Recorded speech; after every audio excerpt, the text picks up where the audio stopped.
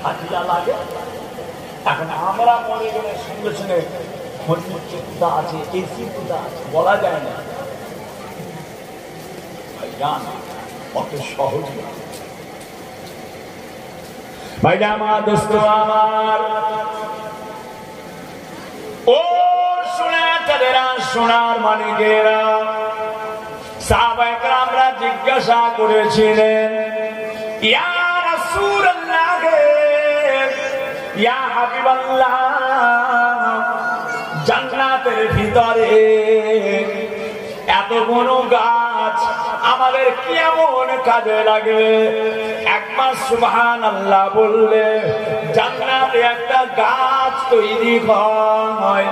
ইয়া রাসূলুল্লাহ, ইয়া হাবিবাল্লাহ, এই গাছগুলো আমাদের কেমন কাজে লাগে? বাবাজিরা বাবাজিরা, ও আমার বার বহালা এলাকার মানুষেরা, এখানে এমনও মানুষ আছে, এখানে এমনও মানুষ আছে সারা জীবনে সুবহানাল্লাহ পড়ে পড়ে পড়ে পড়ে তার আমল নামায় কয়েক লক্ষ বার সুবহানাল্লাহ পড়া হয়েছে। এমনও মানুষ আছে সুবহানাল্লাহ পড়ে পড়ে তার জীবনে কয়েক কোটি বার সুবহানাল্লাহ বলা হয়েছে।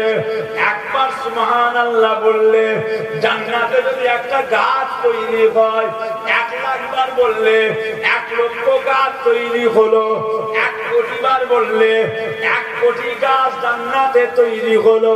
সাহাবায়ে কেরামরা বলেছিলেন, ইয়া রাসূলুল্লাহ, ইয়া হাবিবাল্লাহ, ইয়া রাসূলুল্লাহ, ইয়া হাবিবাল্লাহ, জান্নাতের ভিতরে এত বড় গাছ আমাদের কেমন কাজে লাগবে? ইয়া রাসূলুল্লাহ, ইয়া হাবিবাল্লাহ, আল্লাহর নবী আল্লাহর হাবিব বলেছিলেন, আয় আমার সাহাবাগণেরা শুনে রেখে দাও, জেনে রেখে দাও, খোদা না করেন, আল্লাহ না করেন, বার বহালার একজনা মানুষকে আমার আল্লাহ তাআলা জাহান্নাম দিয়ে দেবে। বার বহালার মানুষটাকে যখন টেনে টেনে জাহান্নামে নিয়ে যাওয়া হবে, ওই সময় ওই মানুষটা বারবালা গ্রামে বসে বসে জালসায় একবার সুবহানাল্লাহ বলেছিল। জান্নাতে একটা গাছ তৈরি হয়েছে, ওই মানুষটাকে যখন টেনে টেনে নিয়ে যাওয়া হবে, জান্নাতের ভিতরের গাছটা আমার আল্লাহ পাককে বলতে থাকবে, রাব্বে আল্লাহ, ওই মানুষটা বারবালার গ্রামের জলসায় বসে একবার সুবহানাল্লাহ বলার জন্য আপনি আমাকে জান্নাতে বানিয়েছেন। আল্লাহ পাক যার ওসিলায় আমাকে বানালেন সে যাবে জাহান্নাম, আমি